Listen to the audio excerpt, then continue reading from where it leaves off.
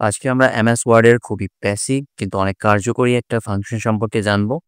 আমরা যারা অফিসে কাজ করি, স্টুডেন্ট আছি, আমাদের জন্য এটা অনেক বেশি কার্যকরী হবে আমি আশা করছি। তো এখানে আমি একটা প্যারাগ্রাফ নিয়েছি, র‍্যান্ডম একটা প্যারাগ্রাফ আ বোঝানোর সুবিধার্থে। সো এই প্যারাগ্রাফটার মধ্যে আপনারা দেখতে পাচ্ছেন অনেকগুলো বিউটিফুল ওয়ার্ড আছে। সেখানে আসলে কতগুলো বিউটিফুল ওয়ার্ড আছে সেটা ম্যানুয়ালি গুনতে গেলে আমার অনেক বেশি সময় লাগবে। সো এটা হাইলাইট করে দিয়েছি যাতে বোঝা যায় যে এখানে অনেকগুলো বিউটিফুল ওয়ার্ড আছে। তাও আমি যদি একটু গুনতে চাই তাহলে হচ্ছে এই ওয়ার্ডের ফাইন্ড এ যাবো। ফাইন্ড এ যাওয়ার পর আমি নরমালি এখানে আ বিউটিফুল ওয়ার্ডটা লিখে দিব। সো বিউটিফুল লিখে দিলে দেখেন আমার এখানে হাইলাইট হয়ে আছে। আর এখানে আমার নাম্বারটা দেখাচ্ছে আমার এখানে কতগুলো বিউটিফুল ওয়ার্ড আছে। সো দেখতেই পাচ্ছেন এইটুকু একটা প্যারাগ্রাফের মধ্যে আমার ১৮ টা ওয়ার্ডই হচ্ছে বিউটিফুল। এখন কথা হচ্ছে এই যে বিউটিফুল ওয়ার্ডগুলো আছে, আমি চাচ্ছি এই ওয়ার্ডগুলোকে রিপ্লেস করতে। মানে এগুলোর সিনোনিম দিয়ে এগুলোকে রিপ্লেস করতে।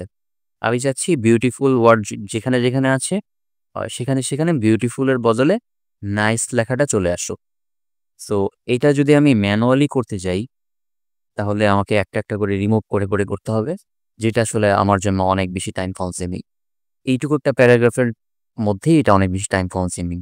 যখন আমরা অ্যাসাইনমেন্ট বা রিপোর্ট করি, তখন সেটা আ অনেক পেজের হয়ে থাকে। সেটাতে তো আরো বেশি অসম্ভব হয়ে পড়ে। সো এইটা মাত্র কয়েক সেকেন্ডের মধ্যেই করা সম্ভব যদি আপনি এই ফাংশনটা জানেন। সো সেটাই আমি আজকে আপনাদের শেখাবো। এটা কয়েক সেকেন্ডে কিভাবে করে সেটাই আমি দেখাচ্ছি এখন। সো এই যে ফাইন্ড লেখা দেখতে পাচ্ছেন। ফাইন্ড এর নিচে দেখেন রিপ্লেস নামে একটা অপশন আছে। এখানে ক্লিক করবেন। ক্লিক করার পরে আপনি যে ওয়ার্ডটা রিপ্লেস করতে চাচ্ছেন, সেই ওয়ার্ডটা লিখবেন। আমি বিউটিফুল ওয়ার্ডটাকে রিপ্লেস করতে চাচ্ছি। এই বিউটিফুল ওয়ার্ডটা আমি আ এখানে লিখে দিব।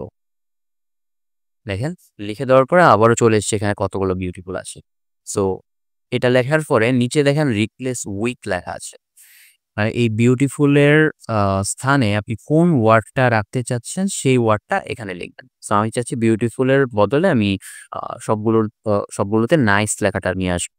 সো আমি রিপ্লেস উইথ এ আমি নাইস লিখে দিলাম।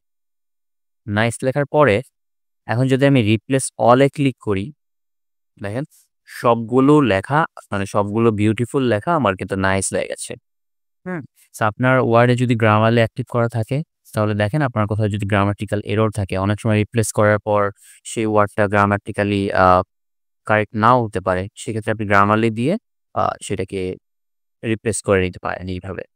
সো এইভাবে খুব সহজে কয়েক সেকেন্ডের মধ্যে আপনি আপনার অ্যাসাইনমেন্ট বা রিপোর্টের কোনো ওয়ার্ড যদি রিপ্লেস করতে চান তাহলে সেটা করে ফেলতে পারেন। সো আজকের ভিডিওটা এই পর্যন্তই। যদি ভালো লেগে থাকে তাহলে অবশ্যই বন্ধুদের সাথে শেয়ার করবেন। আর চ্যানেলে একটা সাবস্ক্রাইব করে রাখবেন পরবর্তীতে এই ধরনের ভিডিও পাওয়ার জন্য। ধন্যবাদ।